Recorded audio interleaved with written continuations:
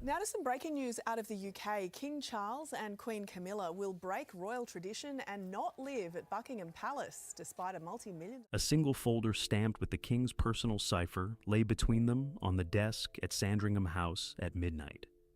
King Charles did not look at his wife. He looked straight at Prince William and pushed the paperwork across the mahogany. Queen Camilla had spent weeks organizing a massive restructuring of the royal inner circle, but tonight, the king completely turned on her. In an explosive emergency meeting that caught the entire palace off guard, Charles officially stripped Camilla of her executive household authority.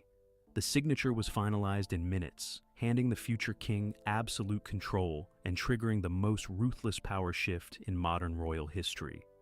The breaking point at Sandringham, the tires of a dark blue Range Rover crunched onto the gravel driveway of Sandringham House at exactly 11:45 at night. Rain hit the stone facade of the Norfolk estate. Prince William killed the headlights before he reached the main entrance. He stepped out into the cold air without an umbrella. He carried a heavy, water-resistant briefcase zipped shut. The night watchman did not ask for identification. He simply unlocked the side door leading directly to the king's private apartments. Inside, the long corridor was dim. A single light shined from under the door of the ground floor study. King Charles sat behind a sprawling writing desk, surrounded by stacks of official red boxes. He did not look up immediately when his son entered. He was staring at a 2-page financial audit dated October 2025. The audit detailed a series of unauthorized budget transfers from the Privy Purse into a newly created private foundation. This foundation was registered under the name of Queen Camilla's closest personal allies. The paperwork showed that over £300,000 had been rerouted to fund an independent communications team. This team operated completely outside the jurisdiction of the Central Palace press office. Their specific mandate was to craft a separate media strategy for the Queen Consort ahead of the upcoming spring tour.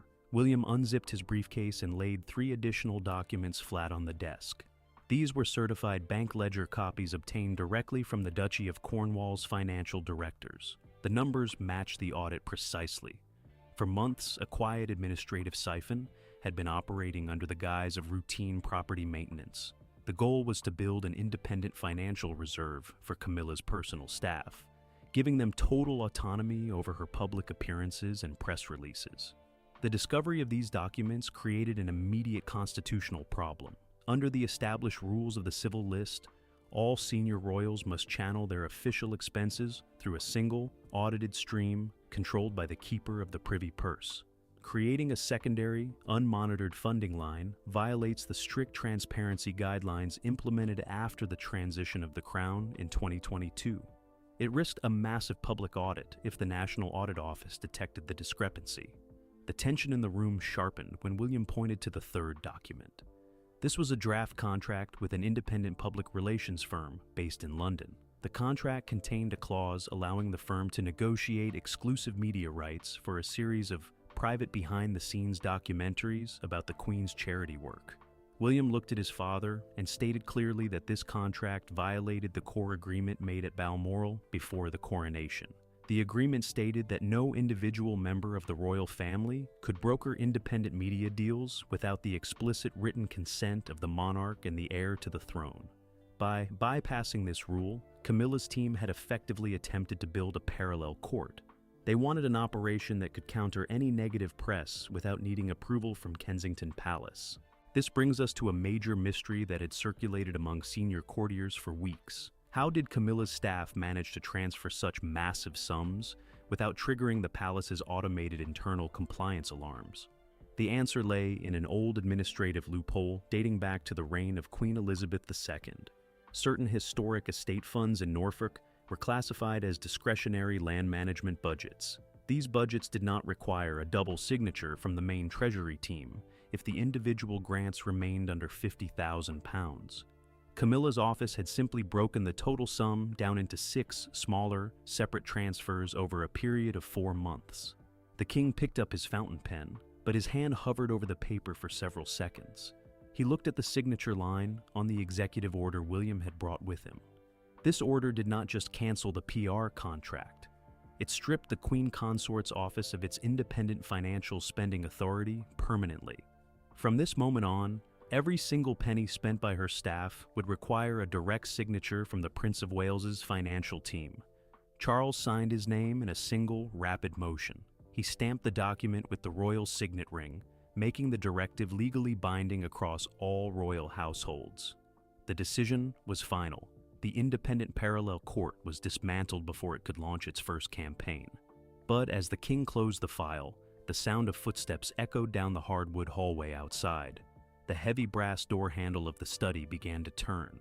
Camilla had just walked down from the upper gallery, alerted by her security detail that the Prince of Wales had arrived in the middle of the night.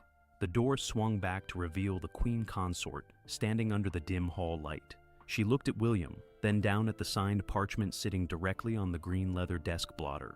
The room remained completely silent for several seconds, the only noise being the rhythmic ticking of the long case clock near the window. William did not offer a formal greeting. He simply stepped back slightly, allowing his father to address the situation directly. Charles cleared his throat and gestured toward the paperwork. He stated flatly that the financial restructuring of the Eastern estate accounts was being rolled back immediately. He explained that the Treasury solicitors had flagged the irregular transfers less than 48 hours ago. If the ledger entries were not corrected before the end of the fiscal week, the discrepancy would be included in the annual public report to Parliament, creating an avoidable transparency crisis for the family. Camilla entered the study, but did not sit down. She looked at the signature on the warrant and noted that the document went far beyond a simple accounting correction. She argued that her office required independent operational funding to manage her growing public portfolio effectively. She stated that waiting for administrative clearance from Kensington Palace for every regional initiative would paralyze her staff's ability to respond to charitable requests. William countered this point immediately by presenting a fourth document from his briefcase. This was an unredacted copy of the media strategy proposal compiled by the independent London firm. He pointed to a specific paragraph that outlined a plan to launch an exclusive digital subscription channel under the Queen's branding. The revenue from this channel was intended to bypass the Royal Collection Trust entirely, flowing directly into the newly established private foundation. This specific detail changed the nature of the confrontation. It proved that this was not a misunderstanding regarding routine administrative expenses. It was a structured attempt to establish an independent commercial media platform inside the royal household. William explained that allowing any member of the family to launch an unvetted commercial digital entity would destroy the unified communication strategy established after 2022. The king looked down at the floor, refusing to look directly at his wife. He stated that the rules regarding commercial media ventures were absolute and applied to everyone within the immediate family line. He reminded her of the intense scrutiny the family faced regarding independent production deals in recent years. He emphasized that the Crown could not survive a second public debate regarding the commercialization of royal titles for private foundation budgets. The confrontation reached its peak when William confirmed that the transition team from the Duchy of Cornwall had already been briefed on the new protocol. The financial servers hosting Camilla's department data would be frozen at exactly midnight, which was now less than 5 minutes away. Her staff would find their corporate credit cards deactivated and their procurement software locked until they signed the new centralized oversight agreements. Camilla looked at her husband, waiting for him to modify the terms of the executive order. Charles remained silent, his hand resting firmly on top of the signed warrant. The lack of intervention from the king made the new reality clear. The institutional alliance between the monarch and the heir was completely unbreakable when the financial transparency of the throne was at stake. The clock in the hall began to chime midnight. William took the signed papers from the desk, placed them neatly back into his briefcase, and zipped it shut. He looked at Camilla, gave a short professional nod of his head, and walked past her out into the corridor. The heavy front door of Sandringham House closed firmly behind him, leaving the private apartments to face the immediate, silent reality of a permanently shifted power balance. The transfer of supreme authority. The brass door handle clicked, and the heavy oak door swung open into the study. Queen Camilla stood on the threshold, wearing a dark wool dressing gown over her clothes. She looked at the desk, then at the leather-bound folder resting under the king's left hand. Her private secretary stood 3 paces behind her in the corridor, holding an encrypted mobile phone that was actively buzzing with notifications. Nobody spoke for 5 seconds. The rain continued to lash against the leaded windows behind the desk. Prince William did not step back. He stood directly beside his father's chair, his hand resting on the edge of the mahogany table. On the blotter lay the newly signed royal warrant, its ink still slightly damp. The document carried a very specific title: the Emergency Household Administration Directive of 2026. This was not a minor policy tweak, it was an absolute transfer of operational oversight. It gave the Prince of Wales the legal right to audit and freeze any bank account tied to the institutional monarchy. Camilla walked into the room and closed the door firmly behind her, shutting out her secretary. She looked directly at King Charles and asked if the rumors from the communications department were true. 2 minutes earlier, her staff at Clarence House had discovered that their administrative login credentials for the central royal server had been suspended. The system administrator had locked them out by order of the keeper of the privy purse. The king did not offer a long explanation. He pointed directly to the ledger copies William had brought from London. He stated that the creation of unmonitored PR foundations violated the fundamental rules of the modern crown. He explained that the survival of the institution relied on absolute transparency with the Treasury. By allowing her staff to bypass the central command structure, she had exposed the entire family to a devastating political audit. The operational reality of this directive was sweeping. From this exact moment, William gained total executive veto power over the main household budget. This included the funding for state visits, regional tours, and personal staff allocations for all senior royals. Camilla's office could no longer hire external contractors, book private travel, or release public statements without a stamp of approval from the Duchy of Cornwall's legal team. This brings us to a deep operational mystery that caught the entire palace staff by surprise that night. Why did the king choose to hand this immense level of executive control to his heir right now, instead of using his own sovereign powers to reprimand Camilla's team? The answer lay in the complex constitutional framework of the Crown Estate. Under a quiet agreement finalized during the transition of power in 2022, certain emergency financial powers can only be enacted if the monarch and the heir to the throne sign a joint declaration. If Charles had acted alone, Camilla's legal team could have contested the budget freeze through the standard internal appeals process, dragging the argument out for months. By launching a joint executive directive with William, the decision became immediate, legally binding, and completely immune to internal challenges. The tension in the room escalated when Camilla picked up the document to read the specific clauses. She noted that the directive also placed a strict restriction on her access to the historic Royal Archive vaults at Windsor Castle. Any future research requests from her personal biographical team would now have to clear a review board chaired by William's personal staff. This clause effectively killed a secret project her team had been working on, a private memoir designed to reframe her early years in the family. William addressed the Queen directly. He stated that the historical record of the family belonged to the state, not to individual members for personal public relations campaigns. He emphasized that every document, photograph, and diary entry from the 20th century would remain under the tightest security to prevent unauthorized commercial use. His tone was professional, cold, and entirely focused on institutional security. The king stood up from his chair, signaling that the meeting was officially over. He looked exhausted, his face drawn under the harsh light of the desk lamp. He told his wife that the decision was necessary to protect the long-term stability of the throne. He requested that she instruct her staff to cooperate fully with William's transition team when they arrived at Clarence House at 9 o'clock the following morning. Camilla laid the document back down on the desk without saying another word. She turned on her heel and walked out of the study, leaving the door wide open behind her.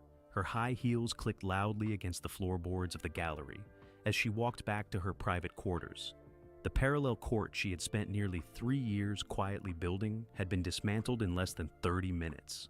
As her footsteps faded down the hall, William picked up the green leather-bound folder. He placed the original signed warrant into the central pocket of his briefcase. The document was now a matter of permanent legal record within the royal archives. Charles walked over to the large bay window, looking out into the pitch-black Norfolk night. He noted that the decision would undoubtedly create a deep, permanent chill within the private quarters of the house, but it was the only path forward to ensure the financial safety of the crown. The king then instructed his son to ensure that the transition process remained entirely internal. He did not want a single leak to the London press regarding the midnight summit or the sudden budget freeze. William confirmed that his personal security detail had already established a strict communications blackout at Sandringham for the remainder of the night. No outgoing digital transmissions from the estate's secondary staff lines were being permitted through the main router. This immediate technological lockdown revealed the sheer scale of the palace's preparation. William's team had not merely drafted a legal document, they had coordinated with the royal household's chief information officer hours before arriving in Norfolk. The server lockout was timed to perfectly coincide with the moment the king's fountain pen left the paper. It left Camilla's allies completely unable to copy, delete, or transfer any internal files or correspondence relating to the private foundation. William checked his watch. It was now 12:30 in the morning. He locked his briefcase, adjusted his coat, and prepared for the 2-hour drive back to his family. He told his father that the financial transition team would place a daily spending ledger on the king's desk every Monday morning moving forward. This would give the sovereign total visibility over every operational change without forcing him to referee daily disputes between the distinct household staffs. Charles simply nodded, his back still turned to the room as he stared into the rain. The weight of the evening's choice was heavy, but the administrative boundary lines were now officially set in stone. William walked out of the study, passing through the quiet outer salon, where Camilla's private secretary sat alone in the dark, staring at a completely blank phone screen. The digital blackout had successfully contained the crisis before it could reach the public domain. The Prince of Wales stepped out into the pouring rain and climbed back into the driver's seat of his Range Rover. He started the engine, the vehicle's dashboard lights casting a sharp blue glow across the interior. As he navigated the long, tree-lined avenue leading away from the Sandringham estate, he knew that the institutional architecture of the British monarchy had just fundamentally transformed. For the first time in modern history, the heir to the throne held the master keys to the current sovereign's household budget. By 1 o'clock in the morning, the estate grounds were entirely silent once more. The lights in the ground floor study were extinguished, leaving only the external security lamps to illuminate the stone walls. Inside, the Queen Consort's administrative apparatus lay completely frozen, waiting for the arrival of the transition auditors who would permanently reshape the daily operations of the royal court. Camilla's forced retreat. The double doors of Clarence House swung open at precisely 9 o'clock the following morning. The rain from the previous night had cleared, leaving a damp, chilly mist over the mall in London. A fleet of 3 black Mercedes transport vans pulled up to the side entrance. 6 senior financial auditors from the Duchy of Cornwall stepped out, carrying identical silver aluminum briefcases. They were accompanied by a senior legal representative from the Treasury solicitors. They did not wait for the butler to announce them. They walked directly toward the administrative wing on the ground floor. Inside the main office, Queen Camilla's personal staff were already gathered around the central conference table. The atmosphere was completely frozen. The digital server lockout implemented at midnight had left their computer monitors flashing a continuous red error message. Access denied by order of the keeper of the privy purse.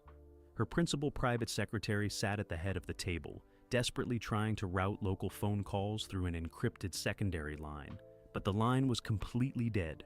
The palace switchboard had routed all communications through the central hub at Kensington Palace. The lead auditor from William's team laid a certified copy of the Emergency Household Administration Directive flat on the table. He did not offer any verbal introductions. He stated clearly that, under the terms of the signed royal warrant, all physical and digital files relating to the private foundation were now under the official custodianship of the Prince of Wales. He requested that the staff immediately surrender their official mobile devices, corporate credit cards, and all physical ledger books dating back to 2024. Camilla's secretary stood up, refusing to comply with the directive. He argued that the Queen's personal correspondence and charitable portfolios were completely separate from the public sovereign grant. He claimed that the audit team was overstepping its legal jurisdiction and demanded to speak directly with the King's private secretary at Buckingham Palace. He asserted that a unilateral budget freeze on the Queen Consort's office without a formal review by the full Privy Council was an unprecedented breach of royal protocol. The Treasury solicitor stepped forward and handed the secretary a secondary document. This was a formal legal injunction signed by the Attorney General earlier that morning. The document explained the precise constitutional mechanism behind the raid. Because the private foundation had used discretionary funds originally earmarked for the agricultural maintenance of the Crown estate, the entire entity fell under the statutory definition of public property. The king and the heir to the throne did not need the approval of the Privy Council to freeze the accounts. Their joint signature on the Sandringham warrant overrode any internal household appeal process instantly. As the legal argument unfolded in the office, Camilla herself descended the main staircase into the morning room. She was dressed in a tailored navy blue day dress, her face completely pale but composed. She could hear the muffled voices of the auditors counting through the file cabinets in the adjoining corridor. Her personal equerry stood near the door, holding a printed copy of the revised court circular for the upcoming spring. The document showed that her solo engagements for the next 3 months had been completely removed from the official schedule. This brings us to the immediate mystery that paralyzed Camilla's inner circle that morning. Why did William's transition team choose to completely wipe her public itinerary instead of simply monitoring her expenses? The answer lay in a hidden clause within the public relations contract William had seized at Sandringham. The contract revealed that the independent London firm had already booked several television crews to film Camilla during her regional charity visits. The production company intended to use this footage to create an independent documentary series that would air on a major international streaming platform. By completely canceling her solo public appearances, William effectively broke the production schedule. The television crews could not film an itinerary that no longer existed on paper, forcing the production company to default on their contract due to a total lack of access. Camilla walked into the administrative office and ordered her staff to stop arguing with the auditors. She looked directly at the lead investigator and stated that the paperwork would be handed over without any further delay. Her voice was steady, but her hands were visibly clenched around her leather notebook. She realized that any public resistance or legal stalling at Clarence House would only result in a leaking of the financial logs to the British press, which would permanently destroy her public standing. The auditors worked in absolute silence for the next 3 hours. They copied the hard drives of every computer in the room, loaded 14 boxes of physical invoices into the transport vans, and officially canceled 19 corporate charge accounts tied to the private foundation.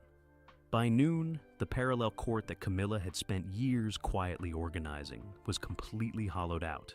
Her staff was reduced to a skeleton crew, with no independent budget, no public relations autonomy, and no private media capabilities. The Queen Consort walked back up the stairs to her private sitting room, leaving her secretary to sign the formal asset transfer receipts.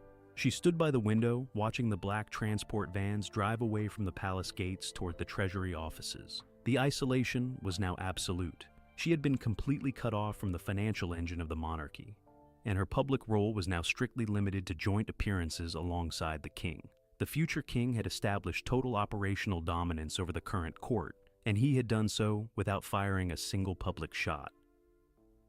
The new sovereign blueprint. The shift in the daily management of the royal household became visible across all royal residences by 1 o'clock that afternoon. At Buckingham Palace, the electronic message boards used by internal staff flashed an updated administrative directive. The memo was dispatched from the Office of the Chief Information Officer. It confirmed that all procurement requests, travel expenses, and vendor contracts exceeding £10,000 would now route directly through a centralized digital clearinghouse based at Kensington Palace. This technological integration marked the practical launch of a new operational blueprint for the monarchy. For decades, the distinct households of the royal family had operated like independent fiefdoms. Each had its own accounting teams, private secretaries, and media handlers. This decentralized model frequently led to conflicting strategies, overlapping expenses, and public relations friction.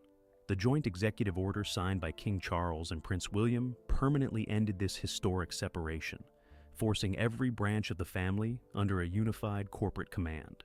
The Financial Legal Council spent the afternoon issuing revised royal warrants across all major estates, including the private holdings at Balmoral and Sandringham House. These warrants stripped individual estate managers of their independent spending discretion, a team of 20 accountants from the Duchy of Cornwall took over the master ledgers, implementing a strict auditing system modeled on modern corporate compliance frameworks. Every single pound spent on property upkeep, staff salaries, or vehicle transport now required a digital timestamp and a dual signature approval from William's financial directors. This sudden, total lockdown introduced a major operational mystery that buzzed through the palace corridors for days. Why did the king agree to a system that effectively allowed his heir to monitor his own personal household spending alongside Queen Camilla's? The answer was found in a confidential brief prepared by the Treasury solicitors earlier that year. The brief detailed a quiet, structural agreement designed to protect the sovereign from political vulnerability. By allowing William's professional corporate team to hold the master keys to the household budget, Charles gained absolute immunity from any future parliamentary inquiries regarding the misuse of public funds. If the National Audit Office ever flagged an expense, the responsibility would sit with a thoroughly audited corporate system, completely shielding the monarch from direct personal criticism or administrative scandal. The containment strategy deployed to handle Camilla's public objections was equally precise and clinical. The palace press office received a binding directive regarding the management of the Queen Consort's public profile. Under the new rules, any request for media access, charitable endorsements, or interview segments had to be submitted to a joint communications board chaired by William's personal press secretary. This board held an absolute veto power over the framing, timing, and distribution of her public statements. To ensure compliance, the IT department implemented an automated filter on the palace's official digital channels. Camilla's media team could no longer publish updates directly to the royal family's verified social media accounts or official website. Every draft caption, photograph, and video clip had to be uploaded to a secure staging server for review by Kensington Palace handlers first. This mechanism effectively neutralized her ability to mount any independent public relations counteroffensive or subtly criticize the administrative changes. The immediate impact of this blueprint was felt by the household staff at Clarence House. By 3 p.m, 6 junior press officers who had been hired through Camilla's private foundation were officially handed their redundancy notices. They were escorted from the building by security personnel, their corporate access badges confiscated at the gate. The remaining skeleton crew was told that any attempt to communicate with outside PR agencies or journalists without written clearance from the Joint Board would result in immediate dismissal under the terms of the Official Secrets Act. The traditional power dynamic of the royal court had been completely rewritten over the course of a single working day. While Charles remained the sovereign on the throne, the actual day-to-day governance, financial leverage, and strategic execution of the crown had shifted entirely to the Prince of Wales. The new blueprint ensured that the transition of power to the next generation was no longer a future event to be planned for. It was an active, operational reality, controlling the daily functions of the entire British monarchy. The late-night summit at Sandringham House will go down in history as the exact moment the modern British monarchy fundamentally transformed. King Charles did not just side with his heir over his wife. He chose the long-term survival and absolute financial transparency of the crown over the domestic peace of his own marriage. By signing that emergency directive, the king permanently dismantled Queen Camilla's independent administrative power base and handed the absolute master keys of the royal household budget to Prince William. The future king is no longer merely waiting in the wings for his inheritance. He is actively running the daily operations of the palace with a corporate, clinical efficiency that leaves no room for parallel courts or private public relations agendas.